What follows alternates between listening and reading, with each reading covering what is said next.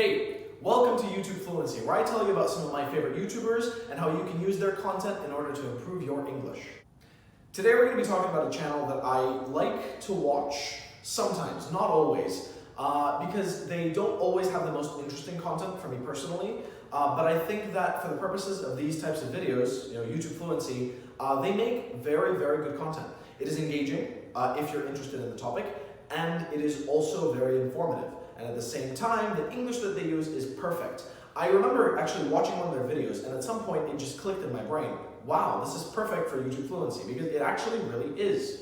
So the channel is called Game Maker's Toolkit, and it is about ways that people make video games.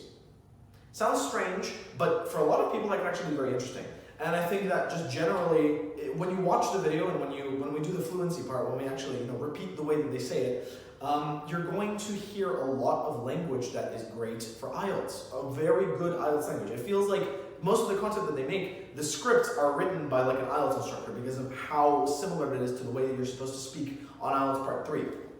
The content on the channel is generally focused on video games, and they talk about how certain game companies make their video games, what kind of elements of video games make the best gameplay, what is interesting about different parts, and all of that together just makes for relatively interesting videos. I watch them sometimes, as I said, and for example, if I'm like playing some kind of game, I can go back to their channel and I can watch something connected to that game, and I'll find interest in that. They've covered topics about online video games, offline video games, storytelling in video games, and all these like big things. And every single video they break down whatever they're talking about through examples, which is great. This is literally the way you're supposed to speak for IELTS. So yeah, generally I really recommend this channel if you like video games, if you're interested in the whole genre, not just one game, but like games as a whole. And personally, I think this topic, you don't need to play any video games to watch this channel because of how interesting this topic is. So yeah, let's get into some practice, and hopefully you can see whether or not you'll enjoy this channel. Let's get into it. Hey there! Every year, I dedicate my last video to the most innovative game from the last 12 months. In the past, I've talked about time-traveling detective games, brain-busting block pushers, and time-looping archaeological adventures. So, what should I pick for 2022? Well, I've always been interested in speedrunning. That's the practice of taking a game and trying to finish it in the fastest way humanly possible.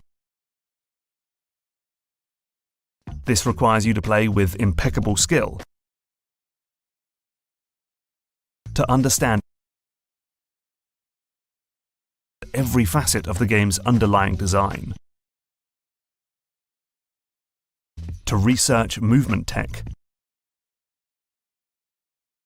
to exploit skips, shortcuts and sequence breaking, and sometimes to break the game into a billion pieces. It's a fun part of gaming culture. From annual conventions like Awesome Games Done Quick, to YouTube chronicles like Summoning Salt. But, let's be honest,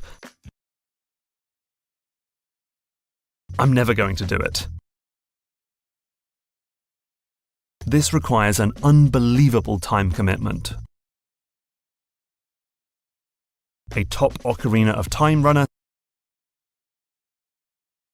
says he spent more than 4,500 hours on the game. I could spend that time doing much better things, like watching the Shrek the Hall's Christmas special 9,000 times. So, what if you made a game that simulated the feeling of being a speedrunner.